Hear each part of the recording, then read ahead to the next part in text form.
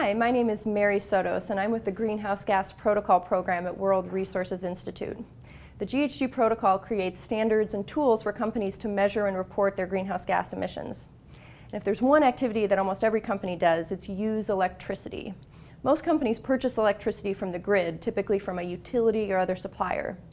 The problem for us is that we've seen in the 11 years that we've had our corporate standard, companies have been measuring and reporting electricity emissions in some very different ways. And that's a problem if you're trying to assess performance over time or compare companies' performance to each other.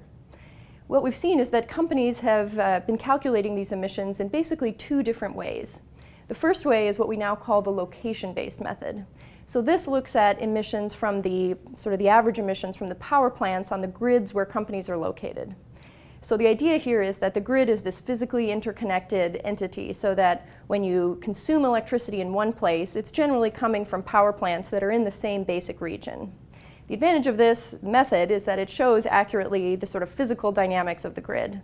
The disadvantage is that to reduce those emissions, the only real tool at your disposal is to reduce your consumption. The other method that we've seen companies use is called the market-based method. The idea behind this method is that there are policies about consumer choice, supplier disclosure, and in many places around the world, companies can enter into contracts with individual generators to purchase and consume electricity. And when you're able to document the emissions from these contractual instruments, it actually creates a good incentive for companies to be purchasing low carbon energy.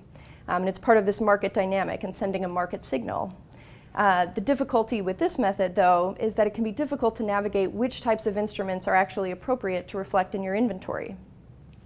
So to try and reconcile these two differences, we began a process 4 years ago consulting over 200 stakeholders in 23 different countries, and the final result of this is now the Scope 2 guidance. So this guidance is an amendment to the corporate standard, and it has 3 new features. The first one is that it requires companies to report their emissions according to both of the methods that we've mentioned, the location-based and the market-based. We think this gives a more complete picture and it's more transparent about the differences between these methods and allows for both levers for reducing emissions to be available to companies. The second thing we did is to introduce quality criteria for the market-based method so that companies would know if their individual piece of information from a contract or their supplier actually meets those criteria and can be used in the market-based method total. Finally, we have some recommendations on what companies should disclose around their purchases, features about the energy generation itself, what type of power it is, and then the policy context as well.